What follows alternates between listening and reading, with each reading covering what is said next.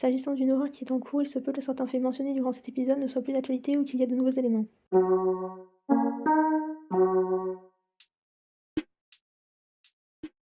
Rebonjour, rebonsoir. Bienvenue à tous, que vous soyez sur YouTube ou ailleurs. Aujourd'hui, je vais finalement parler de ce qui se déroule actuellement en Palestine. Je dis finalement parce que je n'arrivais pas à me décider sur quel sujet je devais aborder dans le prochain épisode, donc celui-ci, de mon podcast. Il faut dire que l'actualité est assez mouvementée. Invasion de l'Artsakh, le Soudan. Le 7 octobre 2023, le Hamas a finalement et horriblement riposté contre les attaques constantes du régime israélien. Alors, si vous arrivez en cours de route, je ne vais pas être neutre. Je soutiens le peuple palestinien et je suis antisioniste. Avant toute chose, je vais commencer par désamorcer quelques trucs. Je n'aime pas le Hamas. Je les vois comme des profiteurs de la cause palestinienne dont le militantisme est souvent performatif, comme en ce moment.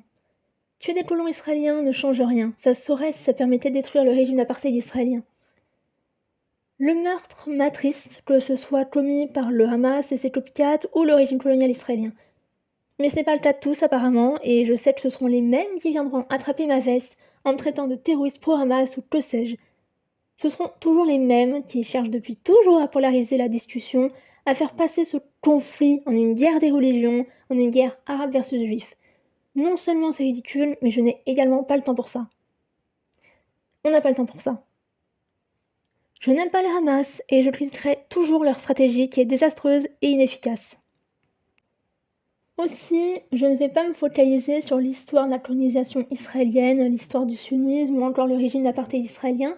On va rester dans la surface concernant ces sujets-ci, parce qu'elles méritent non pas leur propre épisode, mais plutôt leur propre vidéo. Parce que je fais des vidéos aussi, oui. Voilà, donc si vous êtes sioniste, pensez ce que vous voulez de moi, j'en ai rien à secouer. Si vous voulez croire que je suis une terroriste antisémite, eh bien, croyez-y donc. Je ne vais pas vous en empêcher, je m'en tamponne.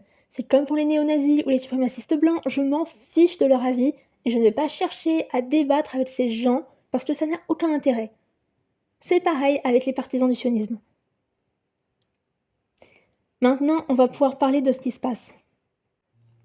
Donc, il y a un mois de ça, le Hamas, apparemment appuyé par le Djihad islamique palestinien, le Front populaire de libération de la Palestine et le Front démocratique pour la libération de la Palestine, a lancé une attaque contre le régime israélien en envoyant des milliers de roquettes sur des villes et colonies israéliennes, ainsi que des hommes dans les colonies israéliennes.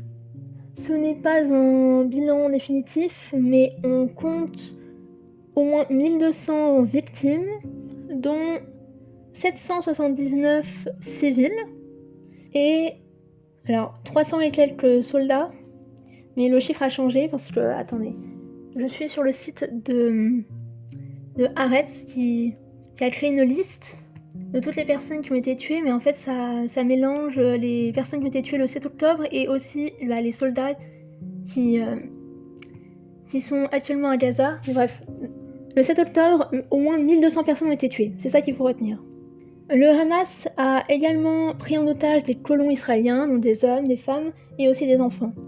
Si ça vous interroge, il est probable que le Hamas ait pris des otages pour pouvoir les échanger avec des détenus palestiniens, que ce soit des membres de leur organisation ou de copycat, ou des civils dont le seul crime est d'être palestiniens.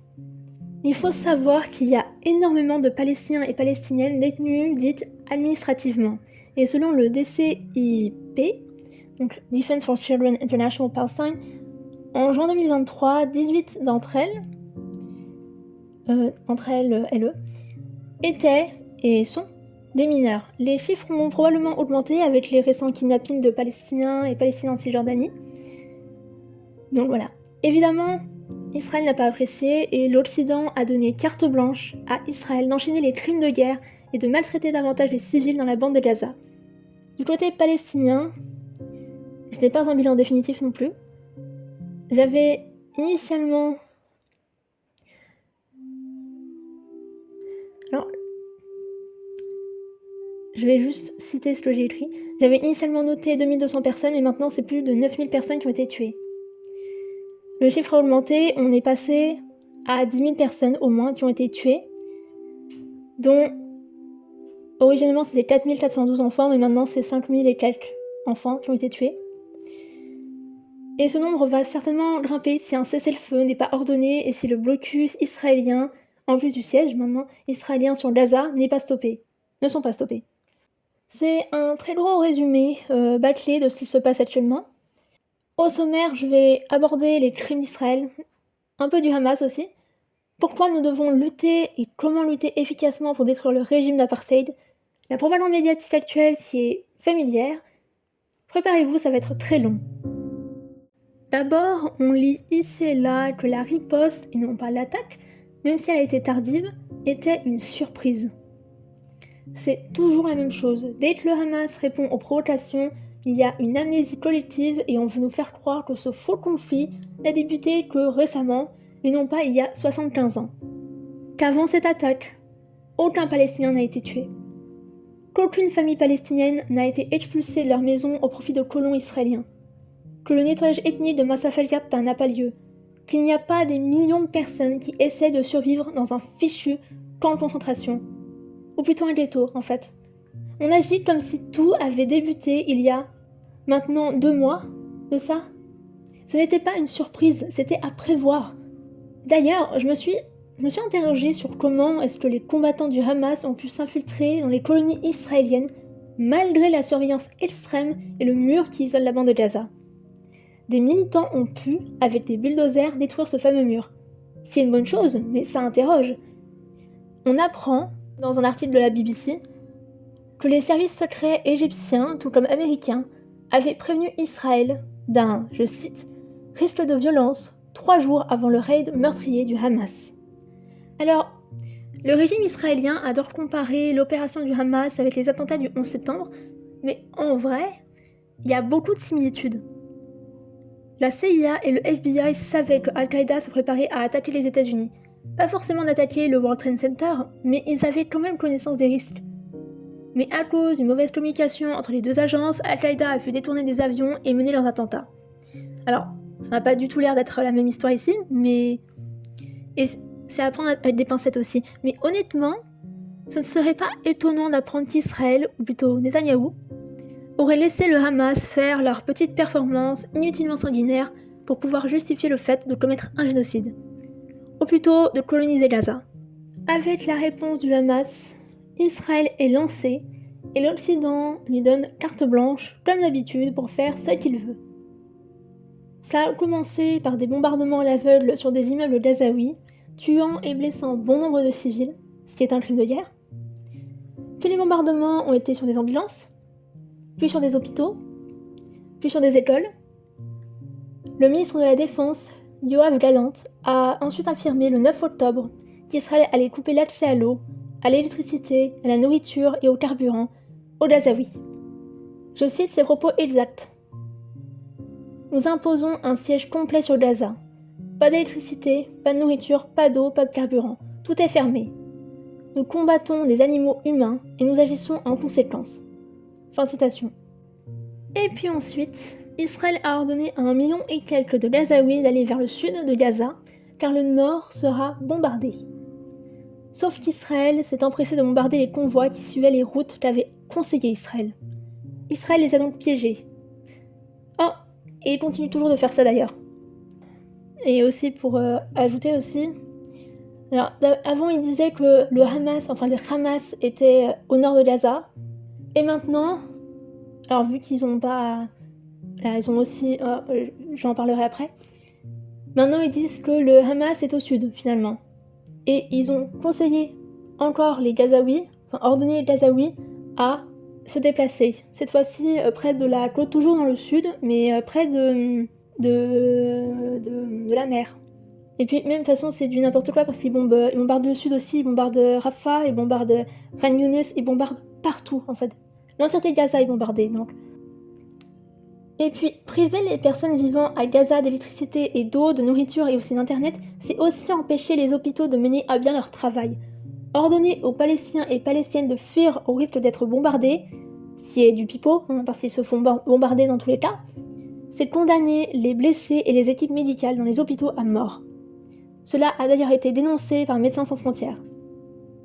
Et puis, le peu d'eau accessible à Gaza n'est pas potable, donc ça engendre des risques d'épidémie, tout comme le fait de ne pas pouvoir enterrer les tués dignement. Aussi, si les Gazaouis ne meurent pas de soif de faim, si elles ne sont pas tuées par des bombes ou écrasées par les débris de leur maison, et elles vont mourir de leurs blessures, notamment à cause d'une infection par exemple. Le personnel médical à Gaza est obligé d'acheter du vinaigre dans l'épicerie du coin pour désinfecter. Enfin maintenant, je sais même pas s'ils ont de quoi désinfecter en fait. D'ailleurs, je parle d'épicerie. Eh bien, si on parlait des boulangeries que le régime israélien a bombardées, ou le supermarché qui a été visé par une frappe israélienne, parce que, apparemment, le Hamas utilise du pain pour fabriquer ses roquettes, j'imagine. Israël a piégé les Gazaouis, ceux qu'il retient en otage depuis une bonne quinzaine d'années dans un camp de concentration et les condamne à mourir soit sous ses bombes, parfois au phosphore blanc, soit de déshydratation ou de faim, ou de maladie ou de leurs blessures. Les Palestiniens de Gaza ne peuvent pas s'enfuir. C'est un camp de concentration. Et puis, la seule issue, le poste frontière de Rafah, a été bombardé par Israël. Ils ne peuvent pas se cacher contrairement aux colons, parce que les Palestiniens n'ont pas et ne peuvent pas avoir de bunker. Ils ne peuvent pas courir à l'aéroport et s'enfuir dans un autre pays, contrairement aux colons. De 1, parce que c'est un camp de concentration. Et de 2, parce que le seul aéroport qui existait à Gaza a été détruit en 2009, encore une fois par Israël. Les écoles ne sont pas protégées des bombes israéliennes, tout comme pour les hôpitaux ou les bâtiments résidentiels. Personne n'est à l'abri, parce qu'il n'y a pas d'abri. Israël a enchaîné et continue d'enchaîner les crimes de guerre, mais personne ne va le condamner. Au contraire, on le défend.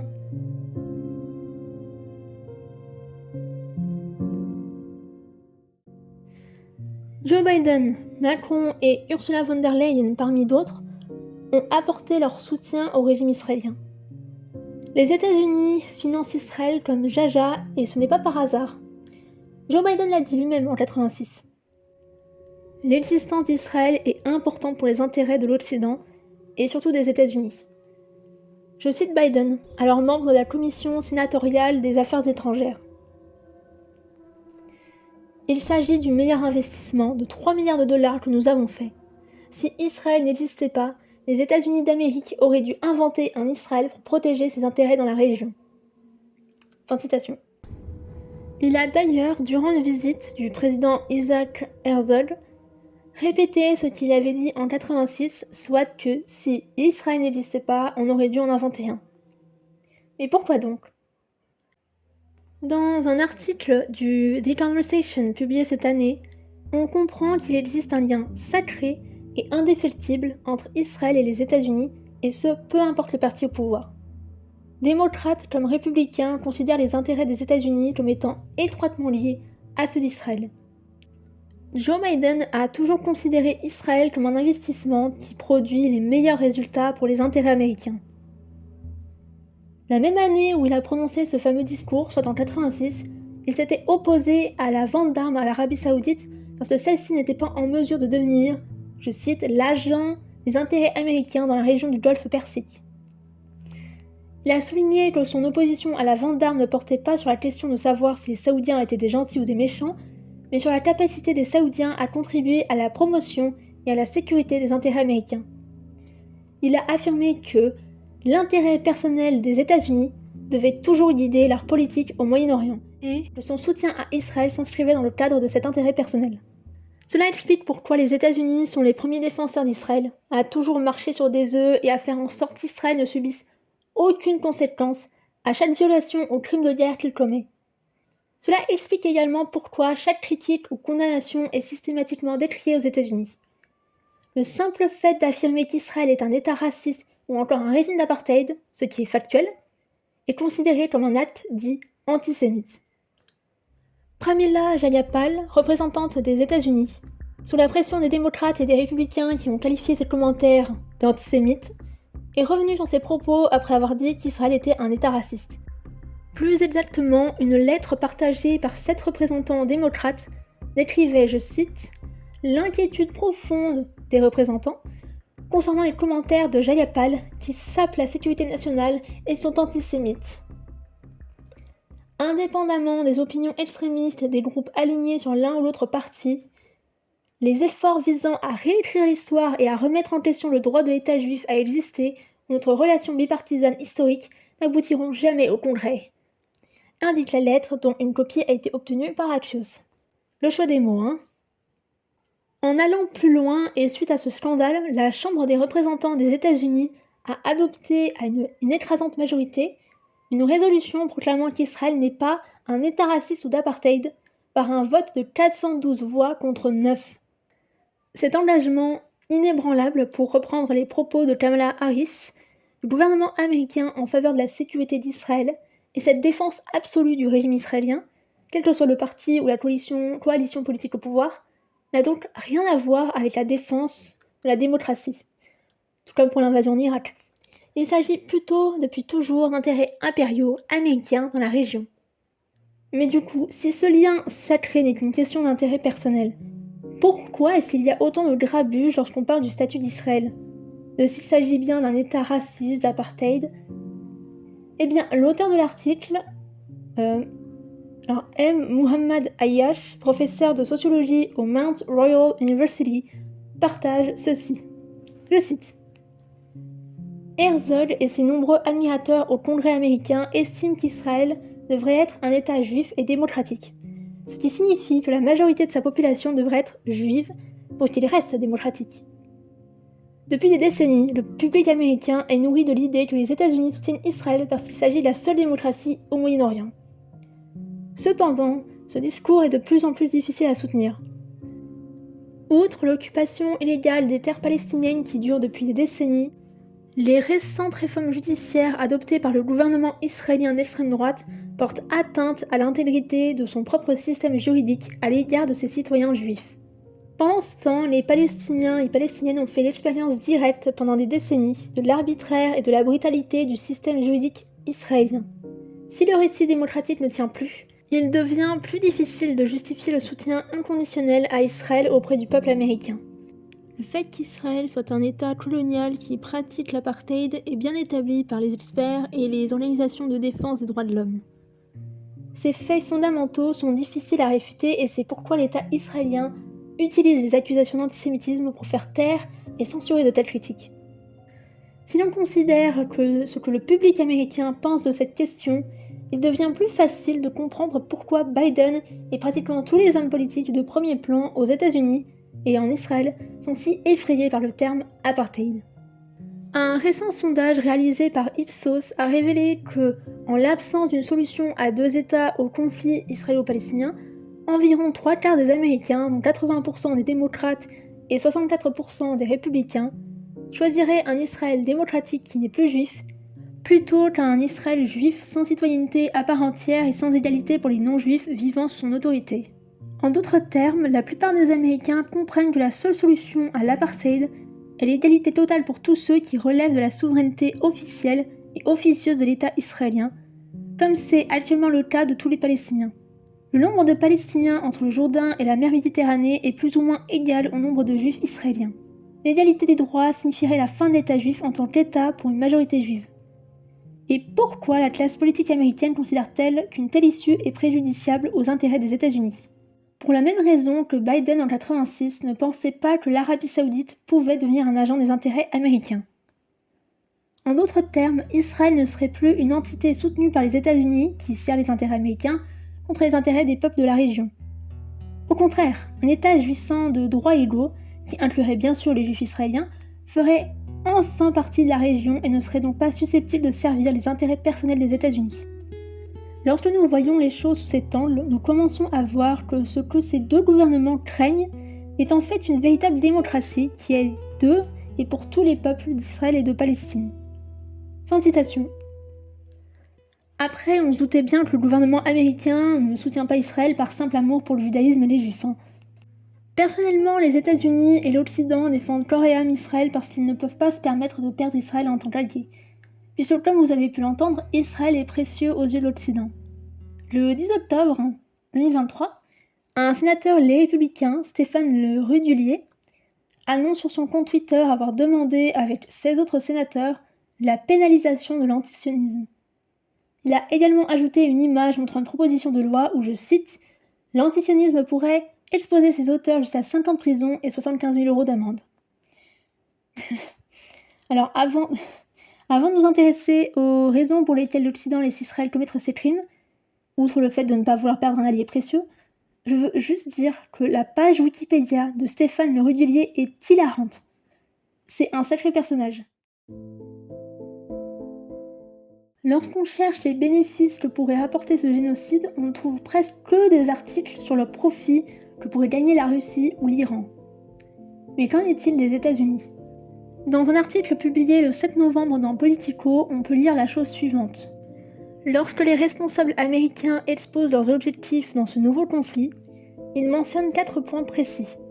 Faire comprendre que les États-Unis soutiennent fermement Israël, empêcher les combats de s'étendre au-delà de la bande de Gaza, libérer plus de 200 otages pris par le Hamas, et contribuer à atténuer la crise humanitaire. Lol. L'arrêt de la guerre entre Israël et le Hamas ne figure pas sur la liste. Cela s'explique principalement par le fait que les États-Unis sont d'accord avec l'objectif d'Israël de détruire le Hamas, un réseau palestinien désigné par Washington comme une organisation terroriste, même si l'on ne sait pas exactement à quoi cela ressemblera en fin de compte. Interrogé le mois dernier par CBS News, le président Joe Biden a répondu qu'il pensait que le Hamas devait être entièrement éliminé. Pour l'instant, l'administration fait pression sur Israël pour qu'il autorise des pauses dans les combats à des fins humanitaires et pour qu'il soit prudent dans son ciblage. Mais elle ne soutiendra pas un cessez-le-feu de plus longue durée. Nous ne pensons toujours pas qu'un cessez-le-feu général soit approprié à l'heure actuelle, a déclaré John Kirby, porte-parole du Conseil de sécurité nationale, à la presse lundi. Lorsque nous parlons d'un cessez-le-feu général, cela signifie un arrêt complet des combats sur l'ensemble du territoire de Gaza, ce qui, selon nous, profite actuellement au Hamas. Le général de division à la retraite, Yaakov Amidror, conseiller à la sécurité nationale d'Israël de 2011 à 2013, a déclaré que le gouvernement de son pays ne ressentait actuellement aucune pression réelle de la part des États-Unis pour mettre fin à la guerre. La seule pression, a-t-il dit, est que nous minimisons le nombre de civils qui devraient être tués, et la deuxième est de permettre plus d'aide humanitaire aux civils de Gaza. Ce qui n'est pas dit en public, la destruction ou du moins la dégradation du Hamas est dans l'intérêt des États-Unis à plusieurs niveaux. Le Hamas est un mandataire de l'Iran, l'un des principaux adversaires des États-Unis, et son démantèlement affaiblit donc Téhéran. Le Hamas est une force déstabilisatrice dans une région qui reste essentielle pour les intérêts économiques et sécuritaires des États-Unis.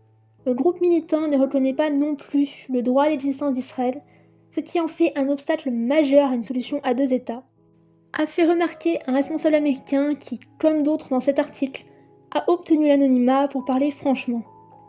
En outre, rompre publiquement avec les Israéliens pourrait nuire aux liens des États-Unis avec un partenaire essentiel, notamment en matière de partage de renseignements. Bien que l'Iran ne soit pas directement impliqué dans la guerre, il s'intéresse de près au conflit. Entre guillemets, le conflit, mais bref. L'Iran soutient le Hamas en lui fournissant des fonds, des armes et un entraînement, et cherche depuis longtemps à expulser les troupes américaines du Moyen-Orient. Téhéran a profité de ce moment pour attiser l'instabilité dans la région. Ces mandataires ont attaqué les troupes américaines en Irak et en Syrie à l'aide de drones et de roquettes au moins 38 fois depuis le 17 octobre, alors même que le Pentagone déploie une puissance de feu de plus en plus importante dans la région. Toutefois, en privé, les responsables américains estiment que l'Iran cherche simplement à faire monter la pression sur Washington et non à provoquer une guerre régionale de grande ampleur.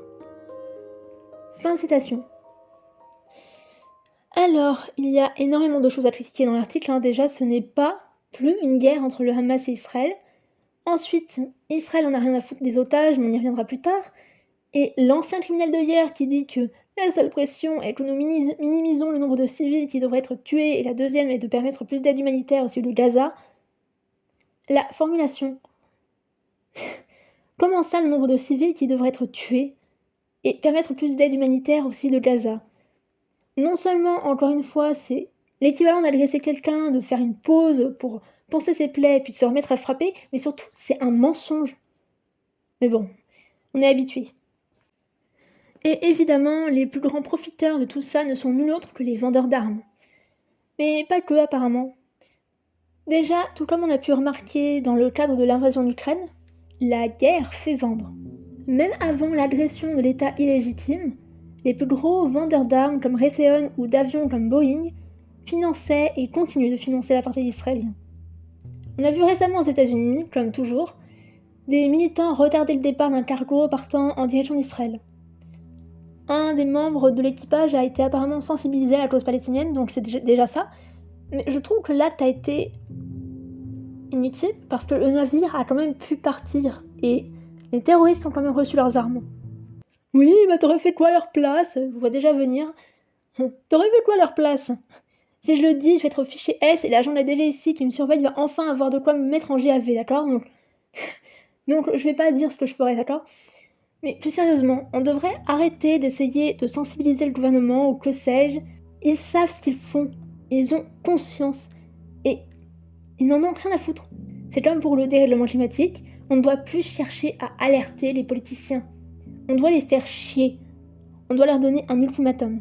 Soit il y a un cessez-le-feu immédiat et un arrêt du blocus du siège sur la bande de Gaza, et aussi, il faut que les troupes là, israéliennes qui sont dans la bande de Gaza dégagent, soit ils ne vont plus jamais être tranquilles. Ils ne vont plus jamais dormir sur leurs deux oreilles. Si vous voyez ce que je veux dire. Bref, revenons-en au profit. Au large de la bande de Gaza se trouvent des réserves de gaz naturel. Le 29 octobre de cette année, Israël annonçait que 12 licences avaient été attribuées à 6 entreprises, dont BP et Eni, pour explorer et découvrir de nouveaux gisements de gaz naturel au large des côtes. Le ministre de l'Énergie, Israël Katz, a déclaré que l'engagement d'investissement des grandes sociétés d'exploration de gaz naturel pendant cette période où Israël est en guerre contre le groupe terroriste Hamas est un signe de confiance dans la résilience d'Israël.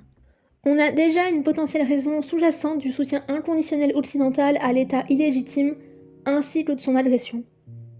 Il y a également une hypothèse qui se confirme quand on regarde ce que disent certains politiciens et politiciennes au pouvoir, que ce soit purement à but colonial.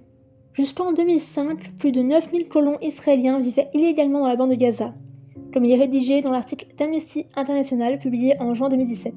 Je cite: « L'existence même des colonies dans les territoires palestiniens occupés viole le droit international humanitaire et constitue un crime de guerre. Malgré les multiples résolutions des Nations Unies, Israël a continué à s'approprier des terres palestiniennes et à soutenir au moins 600 000 colons vivant en Cisjordanie occupée, y compris à Jérusalem-Est. Israël a accéléré l'expansion des colonies. Le gouvernement a annoncé des plans pour des milliers de nouveaux logements dans les colonies existantes, ainsi que l'établissement de 2 nouvelles colonies en Cisjordanie occupée. Outre la construction illégale de logements et d'infrastructures sur des terres palestiniennes, les entreprises israéliennes et internationales installées dans les colonies ont mis en place une économie florissante pour soutenir leur présence et leur expansion. Cette entreprise de colonisation s'appuie sur les ressources palestiniennes illégalement appropriées, notamment la terre, l'eau et les minéraux pour produire des biens qui sont exportés et vendus à des fins de profit privé. Chaque année, des centaines de millions de dollars de produits issus de colonies sont exportés dans le monde entier. Et c'est d'ailleurs pour ça que vous devez boycotter tout produit israélien. Vous devez boycotter. C'est exactement pour ça, pour cette raison-là. On parlait de profit et de vendeurs d'armes. Pour conclure sur ce point-là, je vais parler d'une chose. Des Palestiniens, notamment des médecins, ont rapporté avoir eu affaire à des cas graves dont les blessures étaient, je cite, du jamais vu. On sait qu'Israël a fait usage du phosphore blanc, que ce soit dans la bande de Gaza ou au Liban, mais là ce serait différent. Certaines ont suggéré l'idée pas si incongrue que Gaza serait un terrain d'essai d'armes en tout genre. Et je dis que ce n'est pas si farfelu parce qu'en 2015 déjà, on affirmait cela. Dans un article du Middle East Eye, l'économiste israélien Shir Ever écrivait que, je cite, « Les considérations commerciales de l'industrie de l'armement jouent un rôle clé dans la politique d'Israël à l'égard de la bande de Gaza. Israël a beau être un État relativement petit, il est le plus grand exportateur d'armes par habitant au monde. Les entreprises d'armement israéliennes ont l'avantage de commercialiser leurs produits dans le monde entier, car elles peuvent affirmer que leurs produits ont été testés dans les combats réels. Les officiers supérieurs de l'armée israélienne poursuivent souvent une seconde carrière dans l'industrie de l'armement après avoir pris leur retraite. En tant que soldats, ils ont déjà l'occasion de rendre de précieux services à leurs futurs employeurs, en testant les systèmes d'armes développés par les entreprises d'armement, en convainquant le gouvernement et le public israélien de la nécessité de ces technologies pour la victoire militaire et en faisant l'éloge des entreprises qui produisent ces armes. Les foires commerciales consacrées aux technologies militaires et aux équipements de sécurité intérieure sont monnaie courante en Israël, en particulier après chaque série de bombardements et ou d'invasions de Gaza. La ligne publicitaire répétée par les entreprises dans ces foires commerciales pour promouvoir leurs produits est que le Tsahal utilise déjà cette technologie. L'industrie israélienne de l'armement travaille en étroite collaboration avec sa grande sœur américaine. L'aide militaire que les États-Unis accordent à Israël garantit cette coopération. Et chaque conflit au Moyen-Orient contribue davantage aux bénéfices des géants américains de l'armement, tels que Boeing, General Dynamics, Lockheed Martin et Raytheon, qu'à ceux des entreprises d'armement israéliennes. Les guerres ont un coût civil et la plupart des secteurs de l'économie israélienne, qui ne sont pas directement liés au secteur de l'armement, souffrent du conflit permanent dans lequel Israël est impliqué. La lutte pour la répartition des ressources publiques limitées s'est intensifiée au fil des ans, et tandis que le ministère de la Défense continue de réclamer une part croissante du gâteau, le grand public est frustré par la stagnation, voire la baisse de son niveau de vie. Ce mécontentement a atteint son paroxysme avec les manifestations sociales des étés 2011 et 2012. Pourtant, chaque appel en Israël à réduire le budget de la défense a été étouffé par la violence. La violence contre les Palestiniens ou contre les Libanais. Lorsque les vents de la guerre soufflent, toutes les discussions sur la réduction du budget de la défense se taisent. Après la guerre de 2006 contre le Liban, qui a été une humiliation pour l'armée israélienne, le gouvernement israélien a cherché à concentrer son agression sur la bande de Gaza. Gaza est petite, contenue et densément peuplée, et n'avait pas la capacité de se défendre en comparaison de la capacité du Hezbollah à défendre le Liban en 2006. Depuis lors, un schéma clair est apparu, selon lequel l'armée israélienne lance une attaque contre Gaza tous les 2 ans. L'armée a ainsi réussi à éviter les coupes budgétaires, les entreprises d'armement ont augmenté leurs bénéfices et en 2012, les exportations d'armes israéliennes ont atteint un sommet de 7 milliards de dollars. Lors de la précédente attaque de novembre 2012, l'opération Pilier de défense, la star du spectacle était le système anti-roquettes Dôme de fer. Les missiles Dôme de fer, qui coûtent entre 50 et 100 000 dollars américains chacun, ont intercepté les roquettes de fortune en provenance de Gaza, dont la fabrication ne coûtait guère plus de 1000 dollars américains. Néanmoins, le système a permis aux Israéliens de poursuivre leurs activités quotidiennes pendant que des personnes sans défense à Gaza sont tuées sur un coup de tête. Une réussite qui semble attrayante pour de nombreux gouvernements et armées dans le monde. Leur demande d'armes israéliennes dépend de cette guerre asymétrique. Le parti Hamas à Gaza l'a parfaitement compris et a tenté de rompre le cycle. Il a proposé un cessez-le-feu au tout début de l'attaque israélienne, offrant une cessation des attaques contre Israël pendant 10 ans en échange de la levée du siège. C'est ce que semblait vouloir le gouvernement israélien. Après tout, Israël justifiait le siège comme une simple mesure de protection contre les attaques palestiniennes. Mais le Hamas savait qu'Israël n'accepterait jamais son offre. L'industrie israélienne de l'armement perdrait son avantage si elle restait 10 ans sans tester ses armes. Face à la destruction généralisée de Gaza et aux près de 2000 morts, il est facile d'oublier que cette guerre de l'été 2014 n'a pas été facile non plus pour les Israéliens. Non seulement la guerre a fait payer un lourd tribut à l'économie israélienne, mais elle a montré que malgré la technologie militaire supérieure d'Israël, ce pays ne peut pas vaincre le Hamas et ne peut pas atteindre ses objectifs stratégiques.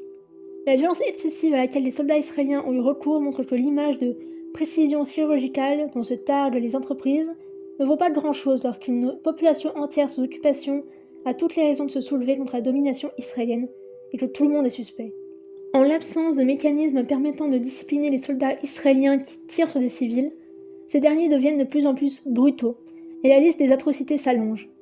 Tous les espoirs de voir les armes de poing permettre à Israël de mener une guerre propre, afin d'éviter des ramifications politiques et juridiques liées à la mort massive de civils, ont été anéantis.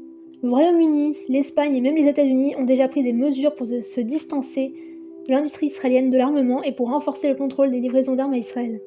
Néanmoins, les journaux économiques israéliens ont publié une série d'articles sur les nouveaux contrats remportés par les entreprises d'armement israéliennes et sur les fonds levés dans le cadre d'une émission d'obligations à grande échelle par des entreprises telles que Elbit Systems et IAI. Bezalel Mashlis, j'ai sûrement écorché son nom, PDG d'Elbit Systems, a indiqué dans une interview que tous les produits d'Elbit ont été utilisés dans l'opération en cours à Gaza. Mais l'armée israélienne n'a pas testé d'armes de fabrication israélienne dans une guerre conventionnelle depuis plus de 40 ans. L'armée israélienne est spécialisée dans la guerre asymétrique, dans la répression des protestations et des groupes de guérilla. C'est pourquoi la demande d'armes israéliennes est la plus forte parmi les gouvernements confrontés à de fortes inégalités et à des troubles sociaux. Ce n'est pas une coïncidence si les plus gros clients des armes israéliennes sont l'Inde, le Brésil et les États-Unis.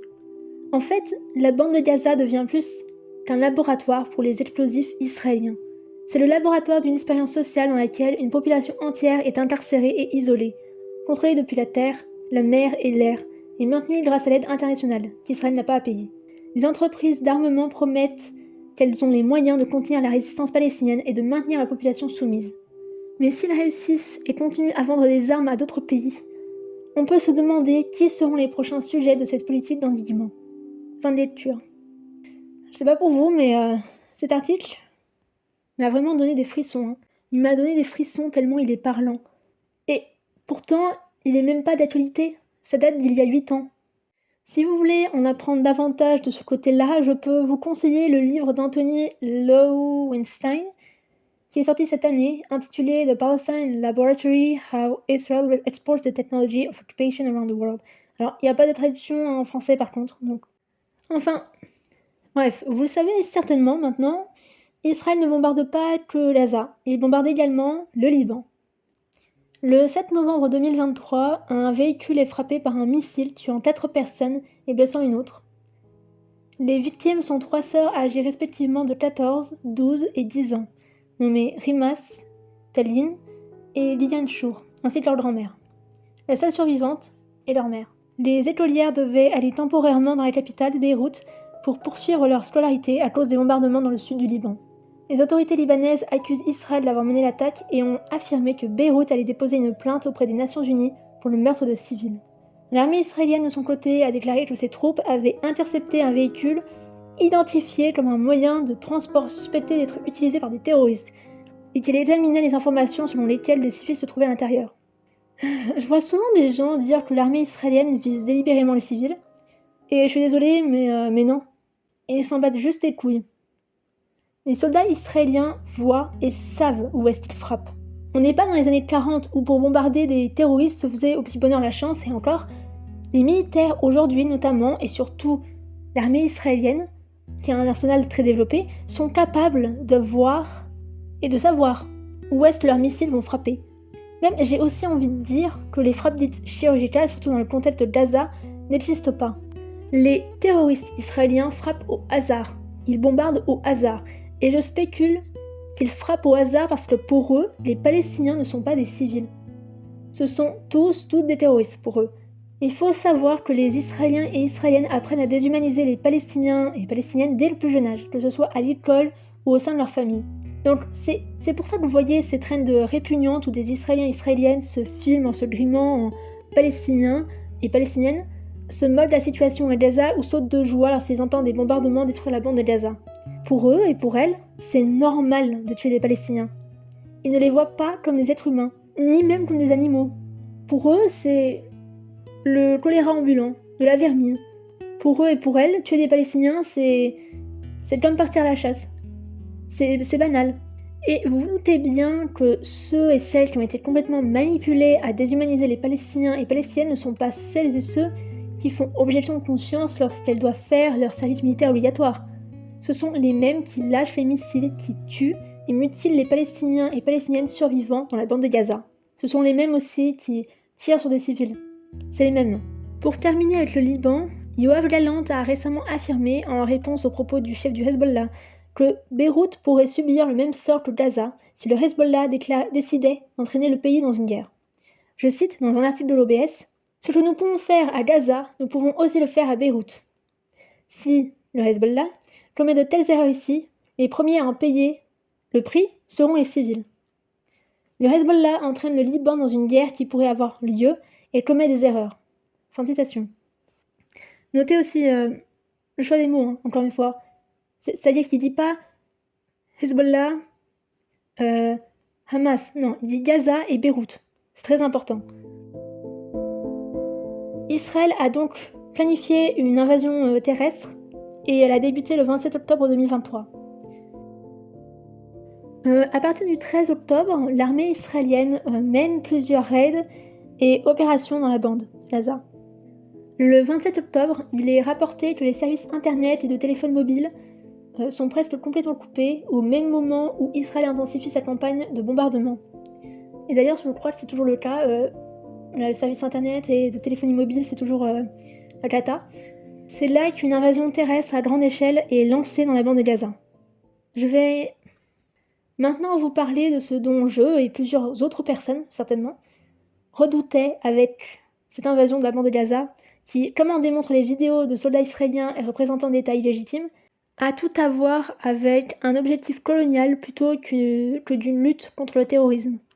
Shaima Zahra, une femme palestinienne originaire de Gaza, partage sur Twitter des informations horripilantes.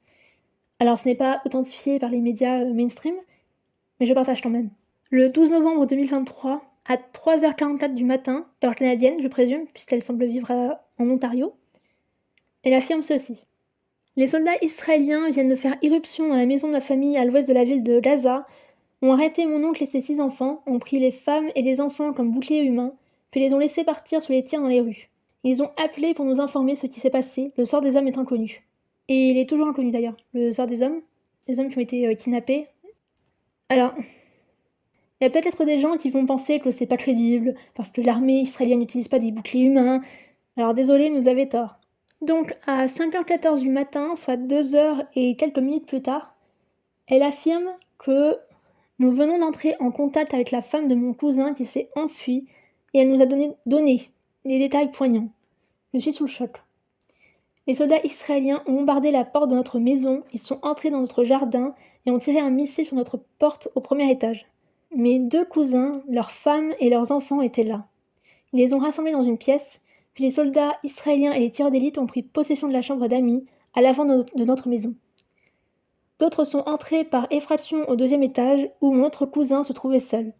Ils l'ont fait descendre et l'ont enfermé dans la même pièce du premier étage que les autres. Les soldats se sont ensuite rendus au 3e étage où mon oncle, sa femme, sa fille, d'autres fils, leurs épouses et leurs petits-enfants s'étaient réfugiés au centre de la maison, car les murs extérieurs étaient percés d'un pal de balles. Ils ont enfoncé la porte de la maison. L'un de mes cousins a des antécédents de crise d'épilepsie. Sous le choc de l'attaque des soldats, il a fait une crise et s'est effondré sur le sol.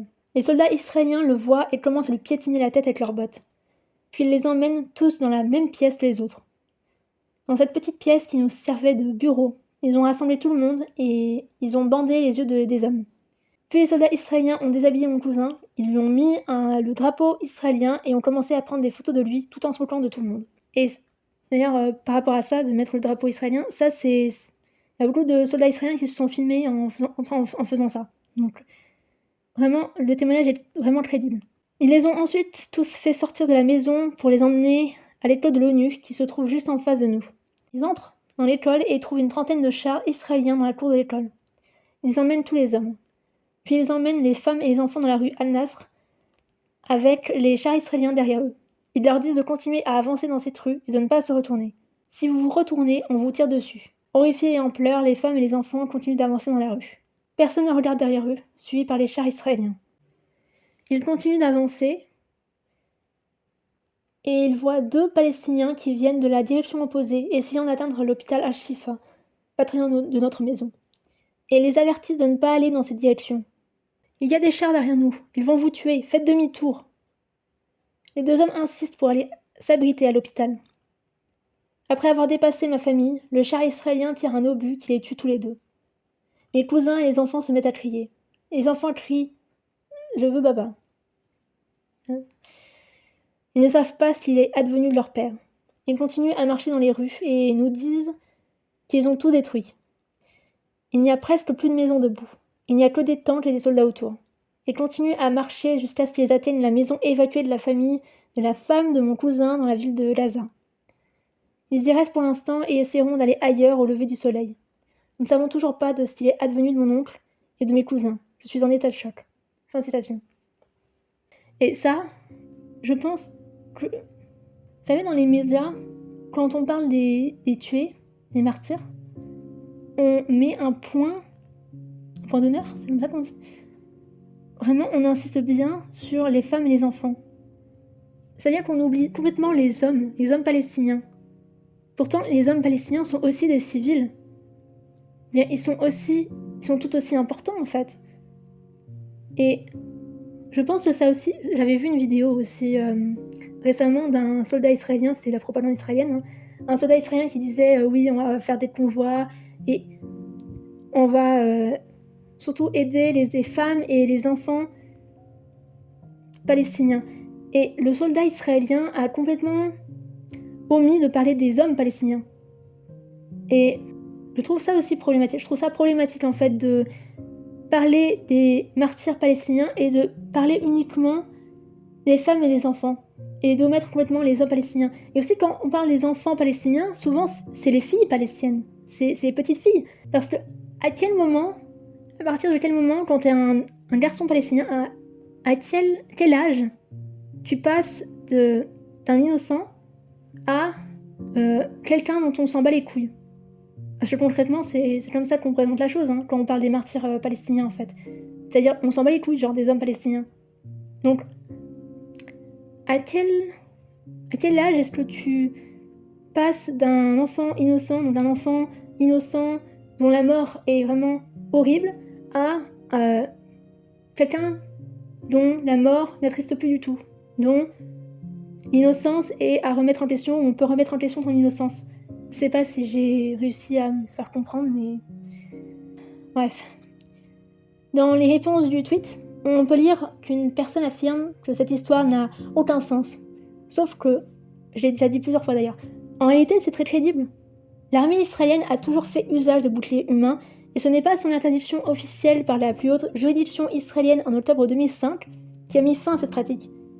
DCIP, donc voilà, DCI Palestine en fait, rapporte de nombreux cas d'usage de mineurs palestiniens et palestiniennes comme boucliers humains par l'armée israélienne. Un compte palestinien qui partage des images en tout genre de ce qui se passe sur le terrain, à la même manière que I en Palestine, un compte sur Instagram que vous devez absolument suivre si vous voulez vraiment savoir ce qui se passe sur le terrain, que ce soit à Gaza ou en Cisjordanie occupée, a publié cette fois-ci une image accompagnée d'un texte qui dit, alors c'est écrit originellement en arabe, et je ne parle pas arabe, donc c'est la traduction Twitter. Les sources médiatiques ont rapporté que l'armée d'occupation, donc l'armée israélienne, a arrêté un certain nombre de jeunes hommes dans un refuge scolaire à Gaza, ainsi qu'une famille du camp. Alors, Beach Camp, c'est un camp près de la plage, je présume. Je doute très fortement qu'il y ait un camp à Gaza qui s'appelle Camp Beach. Notons qu'il n'existe toujours aucune source confirmant le nombre et les noms des personnes arrêtées par l'occupation lors de leur déplacement du nord vers le sud de Gaza. Fin de citation. Israël continue toujours de bombarder le sud et bombarde même aux alentours des convois de civils. Si je partage ce témoignage, c'est uniquement pour dire que, malheureusement, je m'y attendais. À des massacres de la même manière que les massacres de Sabra et Shatila, que les terroristes israéliens commettent des massacres, des atrocités dans des hôpitaux, des écoles ou même dans des maisons. Et wow.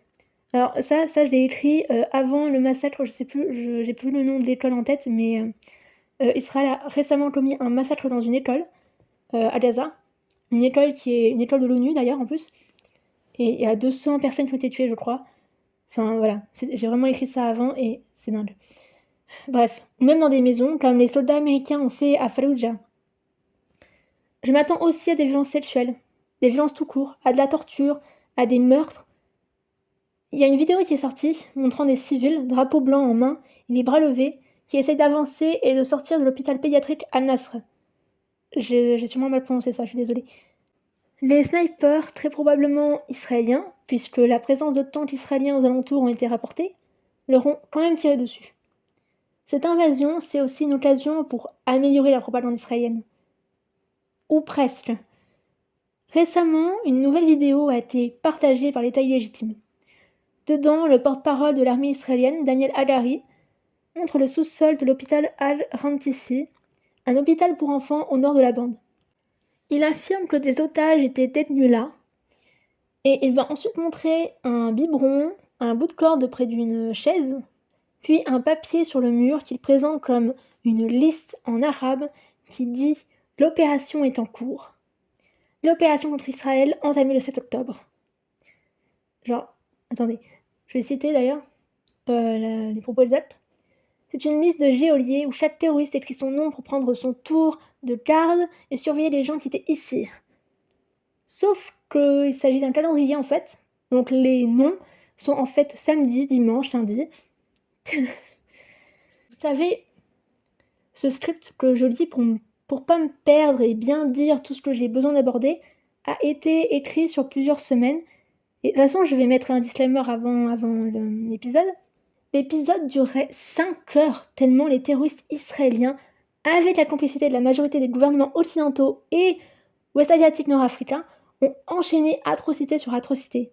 Tellement la Hasbara, les propagandistes de l'État illégitime travaillent d'arrache-pied pour convaincre le monde à accepter ce génocide.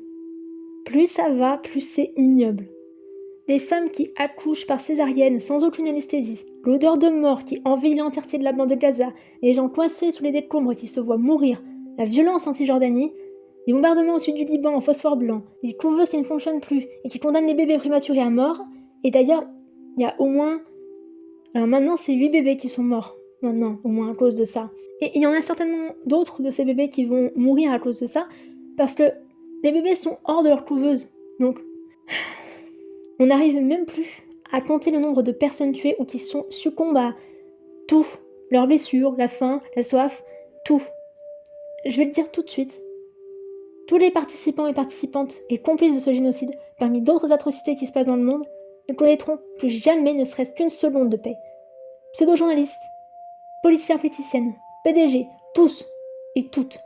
Je n'ai perdu personne à cause des crimes de l'État illégitime, et j'étais déjà bien radicalisée avant tout ça, mais là, c'est passé à un niveau supérieur. J'étais déjà dégoûtée de ce monde, mais là, dire que plus jeune, je rêvais de bosser pour un grand média.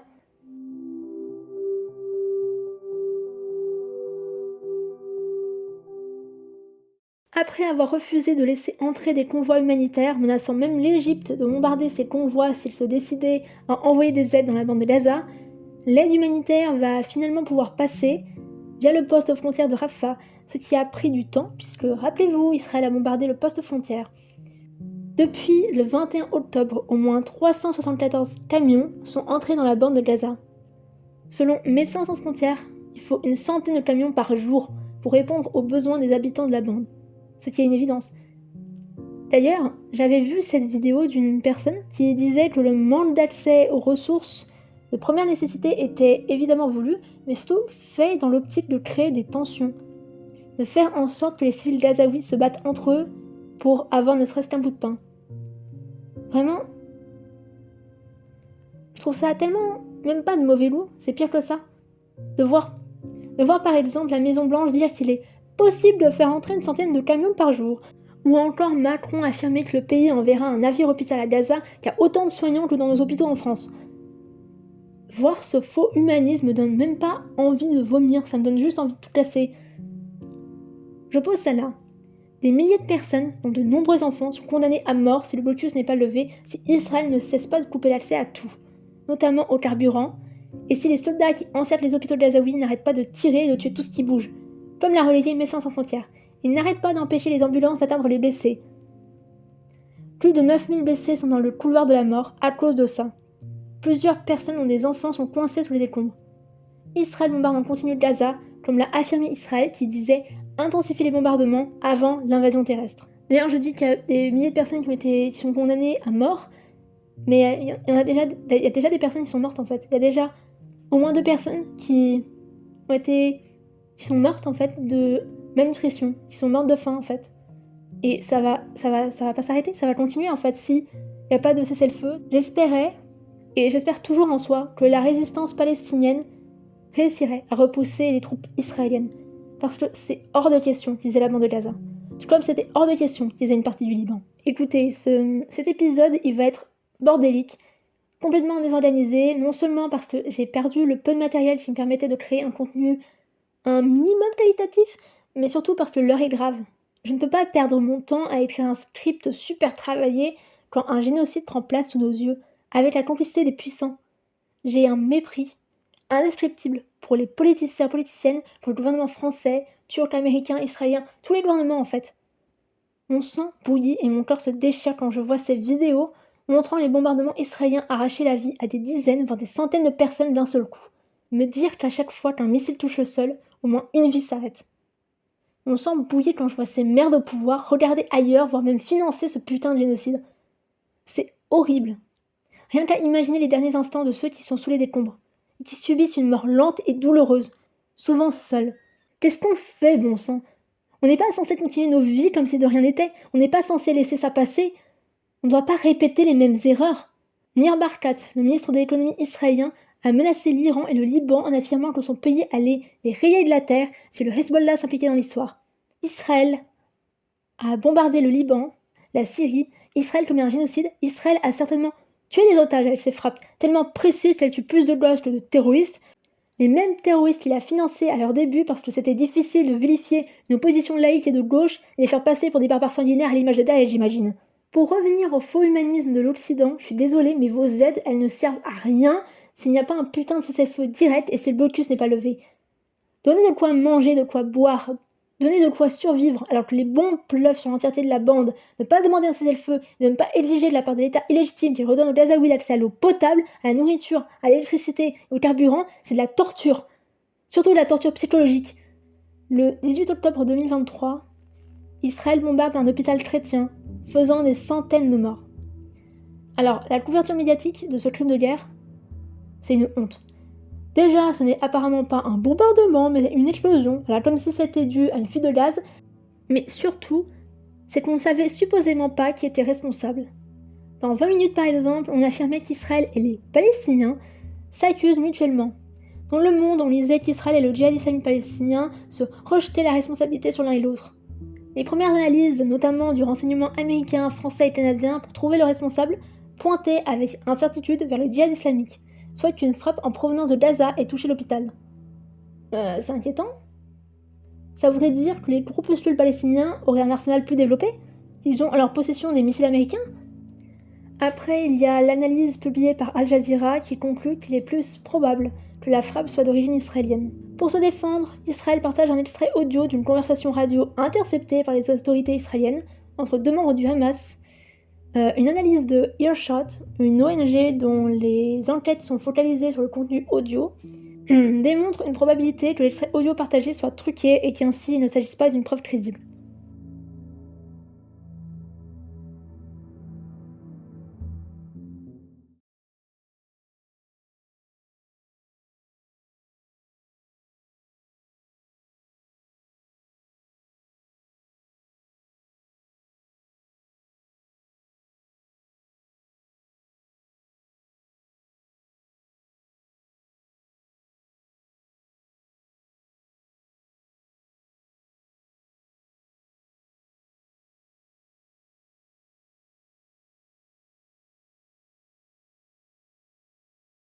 Et ce n'est pas la première fois qu'il mente.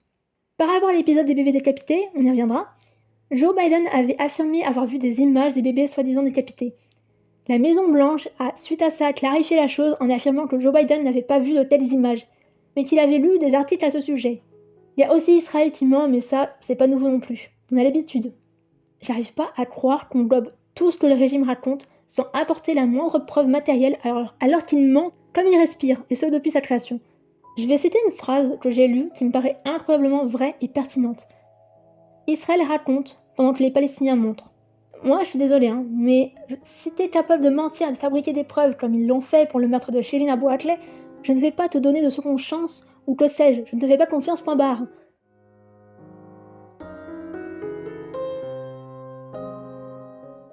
En parlant des mensonges de l'État israélien, et si on parlait un peu de sa propagande? 3 jours après les attaques du 7 octobre, la correspondante anglophone de la chaîne I24, Nicole Zedek, en direct depuis le kibbutz tout juste libéré par les forces d'occupation israéliennes de Kfar Aza, décrit le massacre perpétré dans la colonie. Elle affirme notamment qu'une quarantaine de bébés ont été tués. Interrogée en plateau sur ce nombre s'il concerne bien 40 bébés morts, la journaliste assure que c'est ce qu'un commandant m'a dit, et que le nombre total de morts n'a pas encore été déterminé. Dans un autre duplex, la journaliste se fait plus affirmative et dit que l'un des commandants ici présents a déclaré qu'au moins 40 bébés avaient été tués. Elle ajoute une information macabre. Certains d'entre eux ont eu la tête coupée. Il a dit qu'il n'avait jamais vu de tels actes de brutalité. Peut-on lire dans Libération. Très vite, l'information, même si non vérifiée, va être diffusée partout. C'est la confusion parce que un coup 40 bébés ont été tués, décapités ou éventrés, et maintenant ils affirment que des bébés ont été mis dans des fours, on y reviendra, Un coup, il s'agit en fait de 40 bébés et enfants qui ont été simplement tués, ou alors ils font mention de massacres sans parler de ces 40 bébés. Un journaliste, Samuel Forey, qui était sur place, rapporte qu'il n'y a jamais eu de mention de bébés décapités, ni même de décapitation tout court. CNN, notamment Sarah Skinner, vont partager l'information avant de rétropédaler, partageant ainsi ce que, par exemple, un porte-parole du ministère des Affaires étrangères israélien a déclaré après avoir été interrogé par l'AFP. Je cite. Le ministre des Affaires étrangères israélien n'est pas en mesure, à ce stade, de confirmer le nombre de 40 bébés assassinés. D'ailleurs, ça n'a pas changé. Il semblerait que ce soit heureusement infondé. La NBC, en parlant de cette affaire, rapporte le fait que le gouvernement israélien a partagé des photos montrant des cadavres de bébés brûlés. Sauf qu'ils ont partagé une image qui a semblablement été fabriquée grâce à une intelligence artificielle. Voilà. Le 31 octobre, un journaliste partage sur X la chose suivante. Voici les enfants israéliens du kibbutz Be'eri. Ils ont été torturés, démembrés puis incendiés. Les archéologues fouillent les décombres pour trouver leurs dents. Alors, si vous vous posez la question, ce n'est pas bizarre qu'il y ait des archéologues sur une scène de crime. J'ai découvert ça récemment, mais il y a l'archéologie médico-légale. C'est... voilà. Du coup, le journaliste, entre guillemets, Elon Levy, va accompagner son tweet d'images montrant soi-disant les dents des gosses massacrés par le Hamas. Sauf que, selon plusieurs dentistes, et en ayant fait des recherches moi-même, eh bien, les dents n'appartiennent pas du tout à des enfants. Et surtout, des enfants, surtout des bébés, et surtout, si cela appartient à des corps qui ont été carbonisés, eh bien, les dents ne devraient pas ressembler à ça. Il y a tellement de choses dont j'aimerais parler, comme le témoignage de Yasmine Porat, survivante du kibbutz Be'eri, qui a affirmé que les soldats israéliens ont, sans aucun doute, tué des civils lors d'échanges de tirs avec le Hamas. Ou encore le témoignage d'un membre de l'équipe de sécurité civile, toujours du kibbutz Be'eri, Yair Avital, qui a déclaré que des centaines de soldats attendaient à l'extérieur de Be'eri, alors que des membres du Hamas étaient toujours à l'intérieur. Et ça, ce que je cite là, ça vient du Times of Israel. Sinon, il y a des questions qui doivent être posées, parce que on se focalise à juste titre sur les tués palestiniens et palestiniennes, mais on devrait aussi se pencher sur le nombre de personnes tuées du côté israélien. Le 10 novembre 2023, sur Al Jazeera par exemple, on lisait la chose suivante. Israël revoit à la baisse le bilan de l'attaque du 7 octobre qui s'établit désormais à environ 1200. Parce que de base c'était à 1400. Les autorités israéliennes indiquent que le bilan initial de 1400 morts incluait des cadavres non identifiés dont on pense aujourd'hui qu'il s'agit de combattants du Hamas. C'est quand même... je sais pas. Comment c'est possible? Ça fait 2 mois que ça dure ça. Comment ça se fait que depuis tout ce temps, ils n'ont pas pu identifier les combattants du Hamas? Je sais pas, c'est bizarre, mais bref. Le 14 novembre 2023, à 17h40, et selon Haaretz, qui a décidé de créer une liste de tous ceux et toutes celles qui ont été abattus le 7 octobre, et la liste est toujours en cours d'ailleurs, sur les 1200 tués, et non 1400, comme l'avait d'abord affirmé l'armée israélienne, 1175 personnes... Alors, du coup ça a changé maintenant, je crois que je l'ai dit auparavant, ça a changé. Mais du coup, 1175 personnes sont confirmées décédées, donc identifiées, dont 772 civils, 332 soldats, ça a changé. Attendez, je vais regarder directement en fait. Sur le site, on est le 20 novembre 2023, il est bientôt 18h, 17h54 d'ailleurs plus exactement. Officiellement, alors, on a 1214 noms, et le nombre de victimes du 7 octobre, c'est 1105 personnes, dont 779 civils.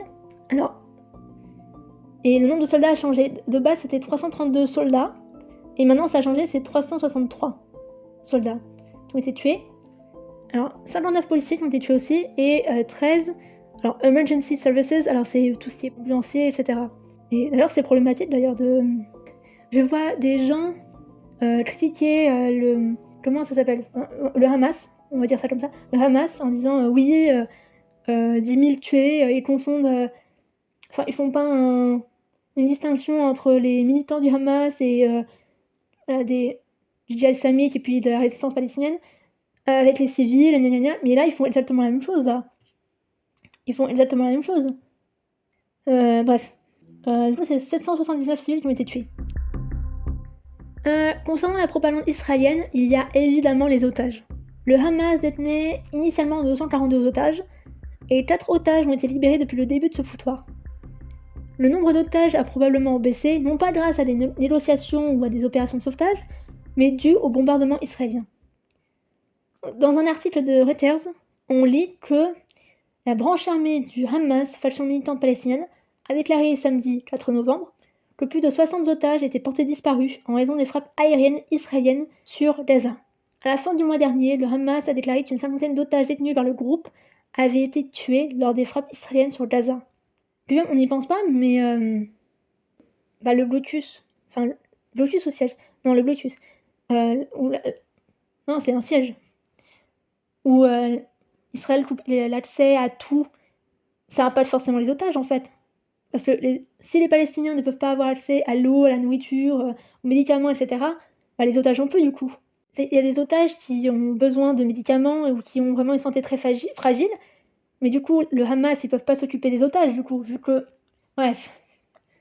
Abu Ubaid, porte-parole des brigades Izz al-Qassam, a déclaré sur le compte Telegram du Hamas que 23 corps des 60 otages israéliens disparus étaient coincés sous les décombres. Et même si on pourrait arguer que le Hamas n'est pas fiable, c'est juste évident que des otages allaient mourir à cause des bombardements. De toute façon, Israël n'en a rien à foutre des otages. On voit tout le temps les comptes de propagande israélienne dire « Bring them home »,« Ramenez-les à la maison », on encore coller des affiches avec le mot « kidnapped » en gros. Des affiches qui ne servent à rien d'ailleurs parce que, aux dernières nouvelles, les otages sont dans la bande de Gaza. Elles sont pas dans les égouts de New York ou dans le sous-sol d'une maison au fin fond de la Corrèze. Bring them home en plus. Comment est-ce qu'ils veulent les ramener à la maison juste? En bombardant l'entièreté de Gaza? Comment est-ce que vous voulez les ramener à la maison en fait? Dans des cercueils? Vraiment n'importe quoi. Dans The Guardian, on lit que Netanyahou a rejeté un accord qui, en échange d'un cessez-le-feu, permettait la libération de plusieurs otages. L'armée israélienne a également affirmé que la priorité était, je cite, « l'anéantissement du Hamas et non les otages ». Tout comme pour les survivants et survivantes de la Shoah, qu'Israël traite comme de la merde, Israël ne pense qu'à les utiliser pour créer de la propagande et ainsi justifier ses crimes. De toute façon, on le savait, On savait que Israël en avait rien à foutre des otages, on savait. Récemment, le Jerusalem Post a mis une cible sur les journalistes palestiniennes sur le terrain à Gaza, en les peignant comme des propagandistes du Hamas, ce qui est évidemment faux. En prenant également en compte les dires de Dani Danon, un député du parti au pouvoir, le Likoud, qui avait déclaré que les journalistes seraient ajoutés à une liste de personnes susceptibles d'être assassinées en raison de leur participation aux attentats. Alors avant ça, faut que j'explique, parce que alors il y a un site pro-israélien, Harness Reporting, qui porte très mal son nom, qui a accusé sans preuve des journalistes et reporters palestiniens et palestiniennes travaillant pour des médias comme CNN, New York Times, Reuters, d'avoir été mis au courant de la réponse sanguinaire du Hamas avant la date fatidique du 7 octobre. Le rédacteur en chef, si on peut dire ça, du site, qui ne se présente pas comme un média, a confirmé que Harness Reporting n'avait aucune preuve, mais qu'il s'agissait quand même de questions légitimes. Donc tout ça est assez inquiétant quand même. Plessia Al-Akkad, Motaz Azeiza, Saleh Al-Jafarawi, Bissan, tous ces jeunes journalistes sont en danger non seulement à cause des bombardements aveugles, mais également et surtout en raison de leur travail. Le meurtre de journalistes dans un tel contexte constitue un crime de guerre. Sur la version anglophone du site du Comité international de la Croix-Rouge, il est conclu la chose suivante. Il s'ensuit que les journalistes et leur matériel bénéficient d'une immunité, les premiers en tant que civils, les seconds en raison de la protection générale que le droit international humanitaire accorde aux biens de caractère civil. Toutefois, cette immunité n'est pas absolue. Les journalistes ne sont protégés que s'ils ne participent pas directement aux hostilités. Les médias d'information, même lorsqu'ils sont utilisés à des fins de propagande, bénéficient d'une immunité contre les attaques, sauf lorsqu'ils sont utilisés à des fins militaires ou pour inciter à des crimes de guerre, au génocide ou à des actes de violence. Toutefois, même lorsqu'une attaque contre des médias d'information peut être justifiée pour de telles raisons, toutes les précautions possibles doivent être prises pour éviter ou du moins limiter les pertes en vie humaine, les blessures aux personnes civiles ou les dommages aux biens de caractère civil. Donc, il n'est pas autorisé d'attaquer des journalistes et des médias, même s'ils font de la propagande. Il y a exception si la propagande incite à commettre des crimes de guerre ou tout du moins à violer la loi internationale humanitaire. Ce qui est exactement ce que les médias et journalistes palestiniens ainsi que Al Jazeera ne font pas. C'est d'ailleurs plutôt les médias israéliens qui incitent à commettre des crimes de guerre, notamment le Jerusalem Post, ainsi que Haaretz. L'armée israélienne a lancé un raid le 15 novembre dans l'hôpital Al-Shifa pour une opération ciblée. car Israël a continuellement accusé le Hamas d'utiliser l'hôpital comme base militaire. Évidemment, il n'y a pas de preuves concrètes que c'est le cas, et un jour avant le raid, la Maison-Blanche a déclaré qu'elle, je cite, disposait de ses propres informations selon lesquelles le Hamas utilisait le plus grand hôpital de Gaza, Al-Shifa, pour diriger ses opérations militaires et probablement pour stocker des armes, affirmant que ces actions constituaient un crime de guerre. Nous disposons d'informations qui confirment que le Hamas utilise cet hôpital en particulier pour un mode de commandement et de contrôle, et probablement pour stocker des armes, a déclaré le porte-parole de la sécurité nationale John Kirby.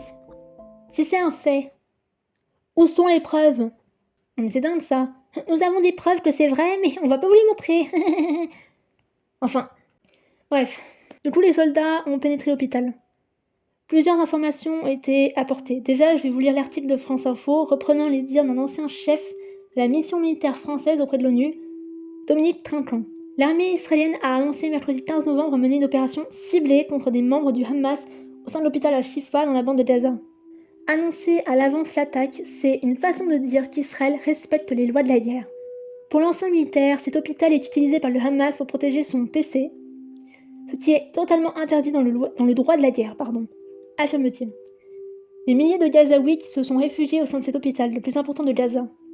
Les deux camps mènent également une guerre de communication. Le Hamas utilise la présence des réfugiés comme bouclier humain, mais aussi pour montrer qu'Israël cible les civils, a-t-il expliqué. Alors, je suis désolée, mais il n'y a aucune preuve que le Hamas utilise des boucliers humains, et encore moins qu'ils utilisent des hôpitaux, des écoles, peu importe, comme base militaire. Ce n'est pas normal de parler de ces accusations de crimes de guerre comme s'il s'agissait de faits alors qu'il n'y a pas de preuves concrètes. Les seuls crimes de guerre constatés sont les otages et les roquettes lancées sur des populations civiles. C'est tout. Donc c'est bien beau de dire que les différents services de renseignement, que ce soit américains ou français ou autres, ont des preuves que le Hamas commet ces crimes de guerre. Mais il s'agirait de les montrer, ces foutues preuves, parce que désolé, on n'en a rien à foutre de vos propos. Les propos d'un gouvernement ne sont pas une preuve en elles-mêmes, surtout lorsqu'elles viennent de la part d'un État qui a tendance à mentir. Et puis, il y a encore moins de preuves qui démontrent que le Hamas empêche les civils réfugiés dans l'hôpital de partir. Le 13 novembre, PBS publie un article informant que les personnes bloquées dans le principal hôpital de Gaza disent qu'elles ne peuvent pas partir alors que les combats font rage à proximité. Les responsables de la santé et les personnes piégées dans le plus grand hôpital de Gaza ont rejeté les affirmations d'Israël selon lesquelles il aidait les bébés et d'autres personnes à évacuer, affirmant que les combats se poursuivaient juste à l'extérieur de l'établissement où les couveuses restaient inutilisées, sans électricité, et où les fournitures essentielles étaient en train de s'épuiser. Un jour après que M. Netanyahou ait déclaré qu'Israël apportait sa pleine force dans le but de mettre fin à 16 ans de règne du Hamas à Gaza, les résidents ont signalé des frappes aériennes et des bombardements intensifs, y compris autour de l'hôpital Al-Shifa. Israël, sans fournir de preuves, a accusé le Hamas de dissimuler un poste de commandement à l'intérieur et sous l'enceinte de l'hôpital, allégation démentie par le Hamas et le personnel de l'hôpital.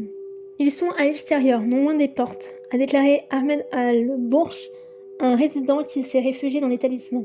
Le sous-secrétaire du ministère de la Santé, Mounir Al-Bourch, a déclaré que des tireurs d'élite israéliens s'étaient déployés autour de Shifa, tirant sur tout mouvement à l'intérieur de l'enceinte. Il a indiqué que les frappes aériennes avaient détruit plusieurs maisons situées à proximité de l'hôpital, tuant 3 personnes, dont un médecin. Il y a des blessés dans la maison et nous ne pouvons pas les atteindre, a-t-il déclaré à la chaîne de télévision Al Jazeera. Nous ne pouvons pas passer la tête par la fenêtre. S'exprimant sur CNN, Netanyahou a affirmé qu'une centaine de personnes avaient été évacuées de Shifa et qu'Israël avait créé des couloirs de sécurité. Mais le ministre de la Santé a démenti les affirmations concernant les évacués et les couloirs de sécurité, et les personnes réfugiées dans l'hôpital ont déclaré qu'elles avaient peur de sortir. Je vais pas tout lire, mais il y a aussi un tweet de MSF Canada, posté le 11 novembre, citant le docteur Mohamed Obeid, travaillant au sein de l'hôpital à Shifa.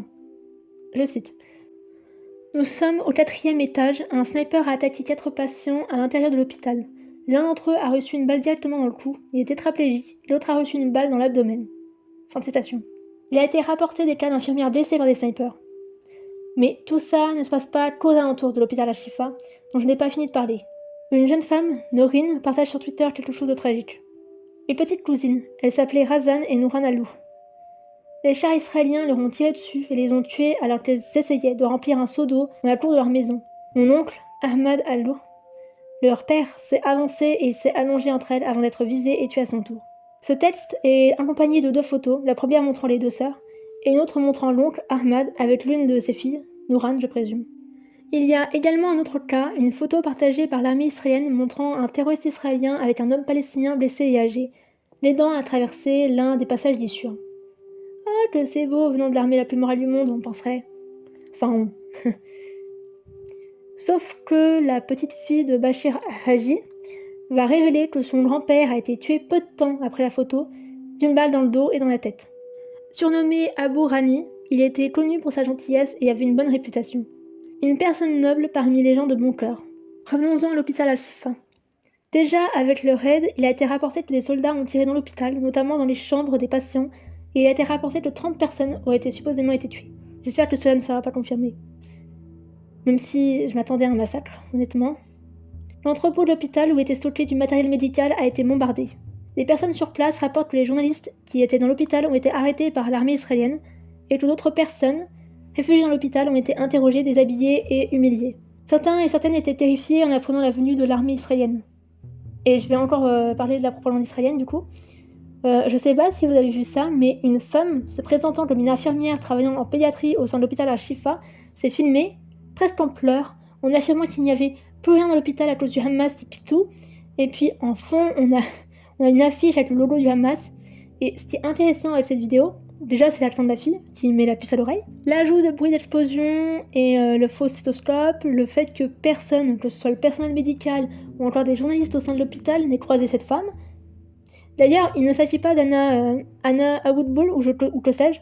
Je vois plein de personnes dire que c'est elle alors que ça se voit quand même qu'il ne s'agit pas de la même personne. Mais la propagande ne s'arrête pas là. D'abord, des vidéos ont circulé montrant les soldats transporter du matériel médical au sein de l'hôpital, enfin des boîtes avec medical supplies collées dessus.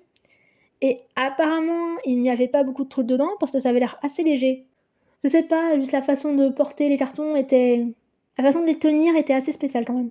Ensuite, alors que l'État illégitime ainsi que les États-Unis affirmaient pendant des jours avant le raid qu'en dessous de l'hôpital à Shifa se trouvait l'un des QG du Hamas, et surtout, comme l'a démontré une magnifique animation montrant les tunnels super sophistiqués du Hamas, les couloirs donnant sur des pièces telles qu'une salle de réunion, une salle de coworking avec des ordinateurs, sûrement pour monter des vidéos de propagande aussi mieux faites que celles de la Hasbara, vraiment une animation qui ferait jalouser les auteurs du dessin montrant la grotte d'Ali Baba, enfin de Ben Laden, qui était censé cacher une incroyable forteresse à l'intérieur d'une des montagnes de Tora Bora.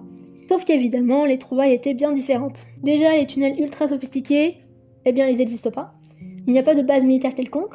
Les terroristes israéliens ont trouvé des armes ainsi que des grenades dans la salle IRM de l'hôpital.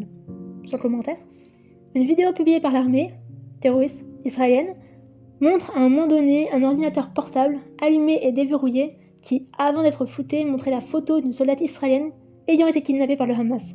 Elle a été libérée depuis. Mais honnêtement, à part avoir développé un crush sur elle, je vois pas pourquoi le dernier truc qu'un mec du Hamas ferait avant de décamper serait de regarder la photo d'une ex-otage. Et puis, on en parle des photos publiées par Tsahal qui montrent ce qu'ils ont saisi de leur aide. Sur la photo, on voit posées sur une table des armes, des munitions, des grenades, et puis une barquette de dates, 2 exemplaires de ce qui semble être du Coran, des brochures, des livres de propagande du Hamas. Non mais pourquoi les dates? Et 2 exemplaires du Coran? En quoi c'est incriminant? On peut fabriquer des bombes maintenant avec des dates? Et par rapport au fait de ne pas avoir trouvé les fameux tunnels, l'armée israélienne se dédouane presque en accusant le personnel médical d'avoir retardé le raid et d'avoir collaboré avec le Hamas pour boucher l'entrée du tunnel avec du ciment. Bien sûr, ils en ont vraiment rien à faire du ridicule. Hein. Ça avec la vidéo de Daniel Agari. Sinon, l'humiliation, les interrogatoires ne se font pas uniquement au sein de l'hôpital à Shifa. Cela se fait aussi sur la route Salah ad-Din. Hind Koudari, je vais pas essayer de faire... journaliste palestinienne vivant actuellement à Gaza, rapporte le 15 novembre qu'un témoin oculaire ayant reçu une balle dans la jambe par des soldats israéliens sur la route de Salah ad-Din nous a dit qu'ils, les soldats, ont forcé 3 femmes à enlever leurs vêtements et à se tenir nues sur la menace d'une arme devant tout le monde. Euromed Human Rights Monitor publie un article stipulant qu'Israël utilise son couloir de sécurité à Gaza comme un piège pour assassiner et détenir des Palestiniens fuyant la violence israélienne. Je vais vous lire l'article. Israël a transformé le couloir de sécurité qu'il a annoncé il y a quelques jours en un piège où les personnes et les familles déplacées sont tuées ou arrêtées et maltraitées a déclaré l'Observatoire Euromed des droits de l'homme. Selon Euromed Monitor, la revendication par l'armée israélienne d'un passage sûr pour les personnes déplacées fait partie des tactiques militaires qu'ils utilisent pour attaquer les civils palestiniens. L'armée israélienne, qui a forcé les habitants de la ville de Gaza et des zones nord de la bande de Gaza à se déplacer vers le sud de la bande, a désigné un corridor le long de la route Salah ad-Din, l'artère principale de la ville, entre 9h et 16h chaque jour pour le moment. Les personnes déplacées qui ont traversé ce prétendu couloir au cours des 3 derniers jours ont témoigné auprès de l'équipe de l'Observatoire Euromed, décrivant des incidents horribles de meurtre, d'arrestation et d'humiliation intentionnelle. Iyad Zakaria, 43 ans, habitant de la ville de Gaza, a confirmé que lui et sa famille de 8 personnes, y compris sa mère âgée, ont dû marcher environ 7 km pour s'échapper vers la partie sud de la bande. Zakaria a déclaré que l'armée israélienne empêche tout véhicule de s'approcher à moins de 4 ou 5 km de tout point militaire qu'elle établit dans la zone de Netzarim, dans la ville de Gaza, et oblige les personnes déplacées à lever les bras et à porter des drapeaux blancs lorsqu'elles marchent. Il a indiqué avoir vu de nombreux corps en morceaux, dont certains brûlés, gisant sur le sol et à l'intérieur de voitures civiles touchées par des missiles israéliens jusqu'au point militaire et au-delà. Les corps appartenaient pour la plupart à des femmes et à des enfants. 2 jeunes hommes ont été arrêtés près du point militaire après vérification de leur carte d'identité. Une femme nommée Saad Awed a déclaré que les soldats israéliens l'ont forcée, ainsi que sa famille de 11 personnes, à laisser ses effets personnels derrière elle et à marcher sur de longues distances en agitant les bras en l'air. Elle a indiqué que des tirs d'obus résonnaient constamment au-dessus d'eux et qu'elle avait vu une famille de 5 personnes située à environ 500 mètres derrière elle être touchée par un obus d'artillerie. La famille était terrorisée et ne savait pas ce qui était advenu d'elle à ce moment-là. La documentation vidéo révèle que la route utilisée pour les opérations de déplacement est complètement détruite, ce qui rend extrêmement difficile la traverser en toute sécurité, en particulier pour les femmes, les enfants et les personnes âgées. Un homme âgé qui s'est identifié comme Abu Khalil a déclaré que la rue Salah al-Din n'est pas un passage sûr, mais une zone de mort. Abu Khalil, qui a été déraciné du camp de réfugiés d'Al-Shati, a déclaré qu'un de ses petits-enfants avait été blessé au bras par des tirs israéliens. Il a indiqué que ses fils avaient été contraints de porter son petit-fils de 16 ans, qui saignait sur plus de 3 km, accusant les forces israéliennes d'avoir directement tiré sur lui alors qu'il avait brandi un drapeau blanc. Un autre homme nommé Salim a déclaré qu'un tir d'artillerie avait visé un groupe de femmes et d'enfants déplacés vendredi soir. Les soldats israéliens ont ouvert le feu sur un certain nombre de jeunes hommes qui tentaient de s'approcher des femmes et des enfants pour leur sauver la vie. Il a expliqué que les soldats ont crié aux hommes déplacés de lever leurs mains et leurs téléphones et de donner leur nom. Les soldats ont ensuite arrêté plusieurs d'entre eux. Selon le docteur Sarah al-Saka, je vais pas essayer, les civils gazaouis ont été forcés de marcher sous un soleil brûlant, entourés de chars et de cadavres, avec pour seul bagage leur carte d'identité.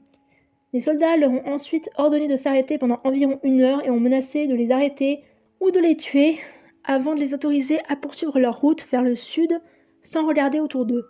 Euromed Monitor a déclaré qu'Israël a ordonné à plus d'1 million de personnes, environ la moitié de la population totale de Gaza, d'évacuer la ville de Gaza et les zones nord de la bande moins d'1 semaine après le début de sa guerre dévastatrice et sans précédent contre la bande le 7 octobre.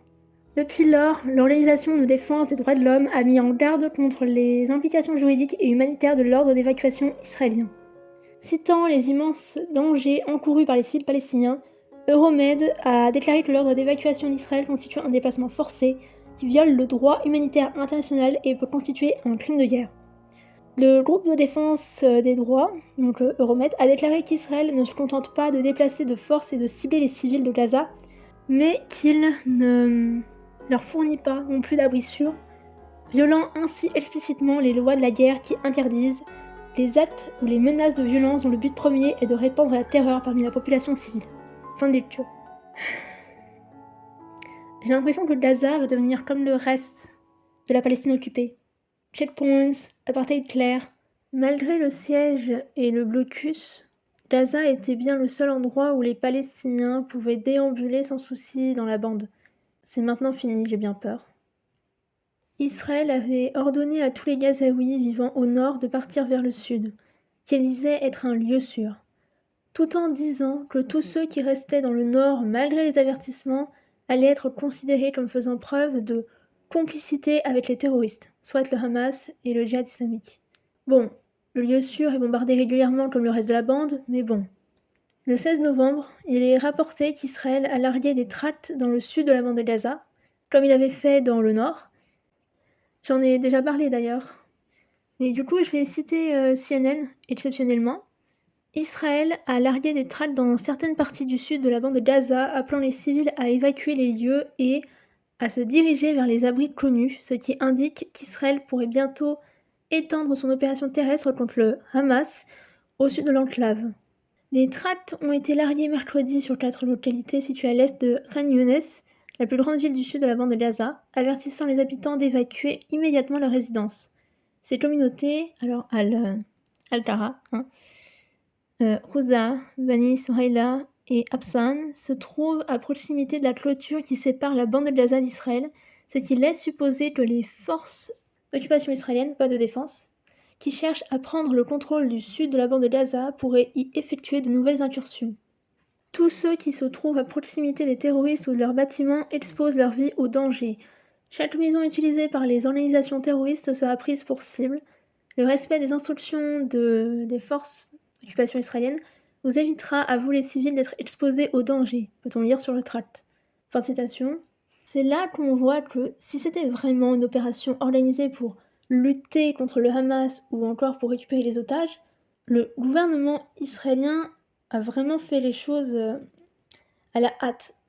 Ça me fait penser, je ne sais plus d'où ça vient, je saurais pas expliquer ça correctement non plus, mais j'avais lu une fois qu'Israël, dès que ses crimes dépassent tout entendement, quand c'est excessivement cruel, ne s'arrête pas et va jusqu'au bout. Ça se trouve, j'explique très mal, hein, mais j'avais lu ça sur Twitter, et le gouvernement israélien, une fois qu'il commet une atrocité, juge qu'il doit continuer, qu'il ne peut pas s'arrêter. Je sais pas si j'explique bien, c'est dommage parce que c'était vraiment pertinent. Bref, si on sortait un peu de la bande de Gaza, parce que les Palestiniens ne sont pas uniquement oppressés dans Gaza, ils le sont aussi en Cisjordanie et finalement dans toute la Palestine occupée. En Cisjordanie, au moins 200 Palestiniens, dont au moins 46 mineurs, ont été tués en Cisjordanie depuis le 7 octobre, soit par des colons, soit par les forces d'occupation israéliennes. Les colons se déchaînent contre les Palestiniens et Palestiniennes et la violence a pris un nouveau tournant encore plus atroce. Et bien sûr, ces colons sont protégés par les forces d'occupation israéliennes. Le 1er novembre, sur le site des Nations Unies, est publiée l'information suivante. Plus de 820 Palestiniens de Cisjordanie occupés ont été déplacés en raison de la violence des colons et des restrictions de mouvements accrues depuis les attaques du 7 octobre, a déclaré l'organe de secours de l'ONU. À Jenin, les forces d'occupation israéliennes détruisent tout au bulldozer. Les routes ne ressemblent plus à rien, les voitures palestiniennes qui ont le malheur d'être stationnées là sont en piteux état. Qu'est-ce qui justifie le fait d'enlaidir et de causer des dégâts en Cisjordanie ? Il y a aussi le kidnapping, j'en ai déjà parlé, mais des Palestiniens aussi qui sont arrêtés en masse. Et en parlant de prisonniers palestiniens, il y a aussi un nouveau truc qui vient de sortir. C'est un projet de loi, je crois, qui consiste à autoriser la peine de mort pour les prisonniers palestiniens. Et alors je suis sur un article d'Al Jazeera. Les familles des otages sont contre ce projet de loi et la discussion autour de ce projet de loi parce que l'argument c'est que ça risque de mettre en danger les otages. En fait, de parler de condamner à mort et d'exécuter des détenus palestiniens supposément affiliés au Hamas, des membres du Hamas en fait, c'est dangereux, ça les met en danger. Et c'est pertinent en vrai, hein, oui, ça risque de les mettre en danger. Et c'est une preuve encore une fois que le gouvernement israélien en a rien à foutre des otages. Ils en ont rien à foutre. Mais bref, du coup, cette violence, elle est pas nouvelle. En juin 2023, dans Courrier International, on pouvait lire que plusieurs villes palestiniennes avaient été saccagées par des colons israéliens dans un nouvel engrenage de violence. Je cite. Des colons ont attaqué la ville de Huwara, pardon pour la prononciation, et plusieurs autres communes près de Naplouse, semblant répéter le scénario d'une expédition punitive menée en février dans la région. Israël pourrait déclencher une opération militaire compte tenu de l'embrasement des violences, note la presse israélienne. Fin de citation. Les colons israéliens profitent également de la situation actuelle. qui fait que nos yeux soient rivés sur la bande de Gaza, pour faire leurs immondices en toute impunité. Le quartier arménien de Jérusalem-Est, qui n'est pas qu'un simple quartier, mais un lieu historique important, est pris pour cible par les colons israéliens. Le 7 novembre, dans The New Arab, on lisait que des colons israéliens armés tentent de s'emparer d'une propriété du patriarcat arménien dans le quartier arménien de Jérusalem-Est. Les colons israéliens armés ont pris d'assaut le quartier arménien de Jérusalem-Est occupé le 5 novembre pour tenter de mettre la main sur un terrain à la suite de la signature d'un accord obscur entre le patriarcat arménien de Jérusalem et Zana Capital, propriété de l'investisseur australien Danny Rubenstein. Le 16 novembre, Middle East Eye informe que des colons israéliens cherchent à s'emparer du quartier arménien de Jérusalem-Est par la force. Des colons armés soutenus par les forces de sécurité israéliennes tentent d'occuper près de 25% du quartier arménien, ce qui constitue une menace existentielle pour la communauté séculaire. Un convoi de voitures et de motos de colons israéliens a pénétré mercredi dans le quartier arménien de Jérusalem-Est occupé, cherchant à usurper la zone tenue par les Arméniens, a déclaré la communauté dans un communiqué. Le mouvement pour la protection et la préservation du quartier arménien, dans un post sur Instagram, a averti que les tensions étaient élevées et que la police israélienne avait, sans cause probable, arrêté 3 Arméniens, dont un mineur, tout en soutenant les colons israéliens. Je cite, « Au lieu d'expulser les intrus, la police israélienne a permis à quelques colons de poursuivre leur présence destinée à posséder la propriété arménienne », a déclaré la communauté dans un communiqué. La guerre d'Israël contre Gaza accaparant l'attention du monde entier, les colons israéliens des territoires occupés, y compris la vieille ville de Jérusalem-Est, ont de plus en plus profité de cette distraction pour faire valoir des revendications territoriales illégales. Le mouvement a déclaré que la tentative des colons israéliens d'envahir les jardins arméniens, connus sous le nom de Jardin des Vaches, dans la vieille ville de Jérusalem-Est, était une tentative malveillante de changer les faits sur le terrain. Fin de citation. La communauté chrétienne de Gaza fait également face à un risque de disparition, puisque l'attaque d'Israël sur la bande pourrait détruire la riche histoire de la communauté chrétienne de la bande de Gaza. Je ne l'ai pas mentionné, mais parmi les bombardements, Israël a bombardé l'une des plus vieilles églises de la bande de Gaza, l'église de Saint-Porphyre, tuant au moins 18 personnes. L'armée israélienne a écrit dans un communiqué que l'église n'était pas la cible du bombardement, mais une rescapée interviewée par Al Jazeera affirmait que le missile est tombé sur l'église. On ne peut pas croire qu'il ne visait pas l'église. Fin de citation. Dans le même article, on apprend qu'entre 800 et 1000 chrétiens et chrétiennes sont encore dans la bande de Gaza, constituant l'une des communautés chrétiennes les plus anciennes du monde, remontant jusqu'au 1er siècle. Mitri Raev, pasteur évangélique luthérien et fondateur de l'université Dar al-Kalima à Bethléem, a déclaré qu'il était concevable que le conflit actuel sonne le glas de sa longue histoire sur cette bande de terre. Cette communauté est menacée d'extinction, a déclaré Raeb à Al Jazeera. Je ne suis pas sûre qu'ils survivront au bombardement israélien, et même s'ils survivent, je pense que beaucoup d'entre eux voudront émigrer. Fin de citation. Au moins 900 lignées gazaouis ont été rayées de l'état civil.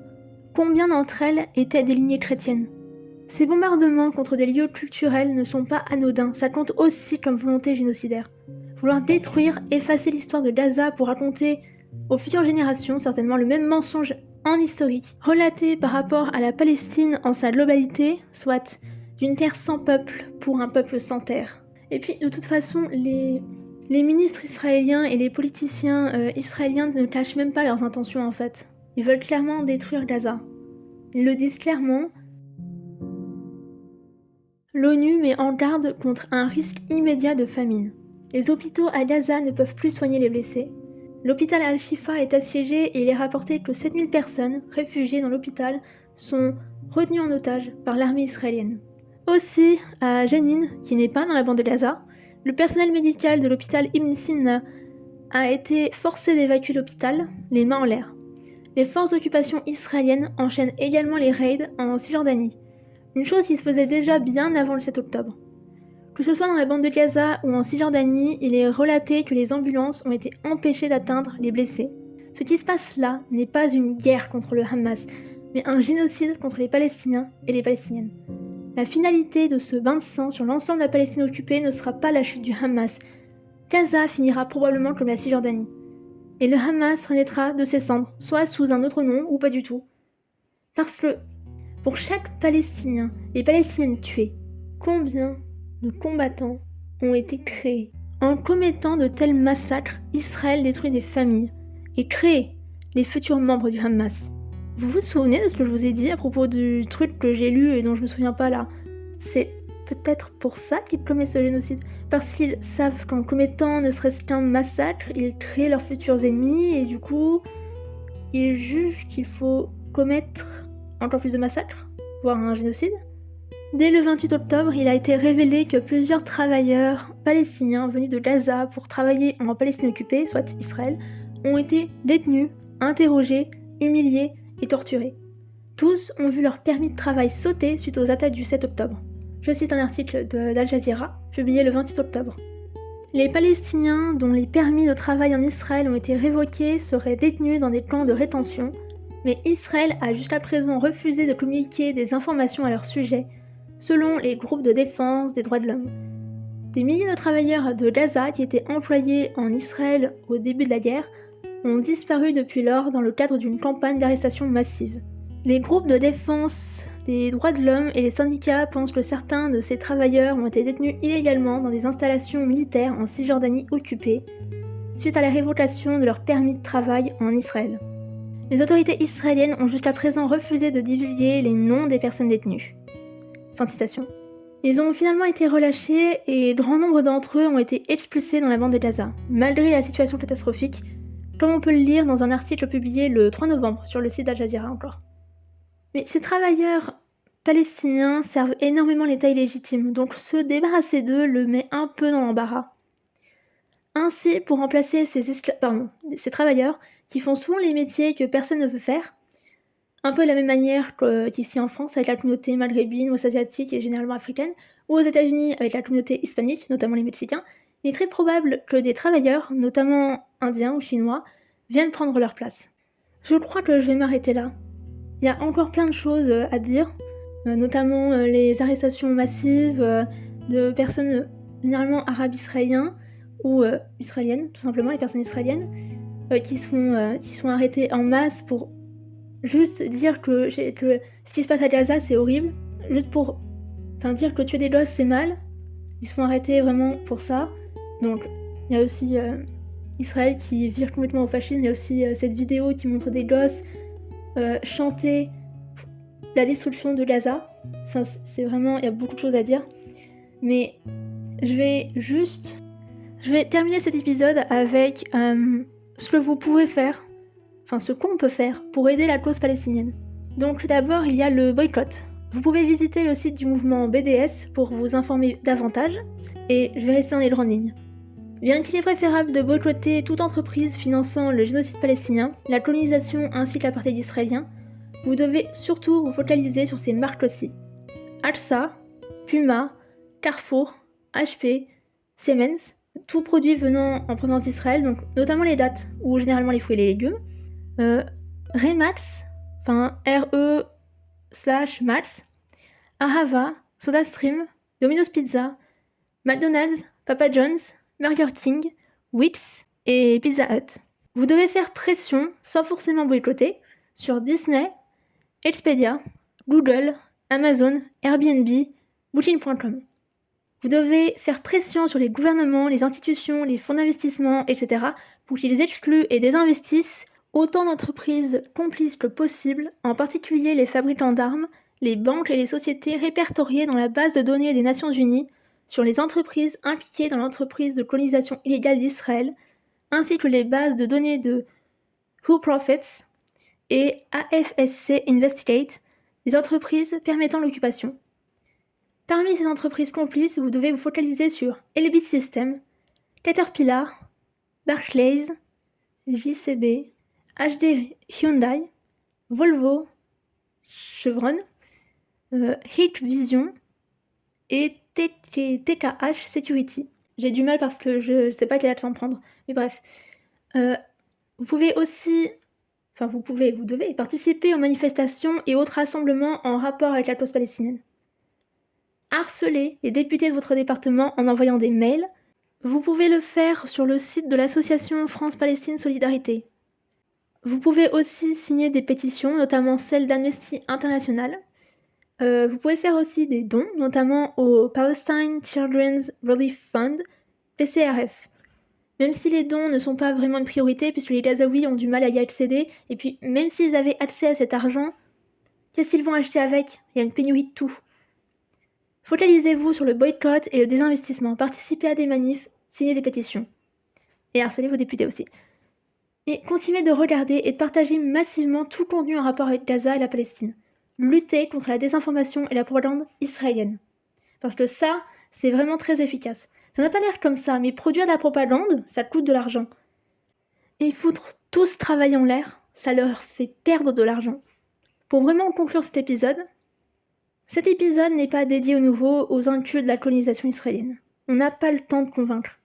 Là, je parle à mes camarades. Anarchistes de Lyon et environ. Venez, on s'organise.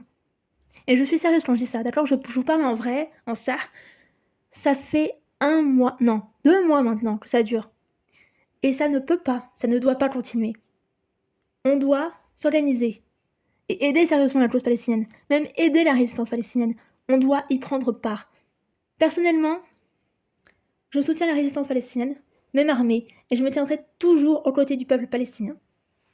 N'oubliez également pas de toujours avoir un esprit critique. Nous ne sommes pas immunisés à la propagande. Surtout quand je vois par exemple sur le TikTok américain, j'ai vu des Américains peindre en révolutionnaire anti-impérialiste Oussama Ben Laden. Genre vraiment.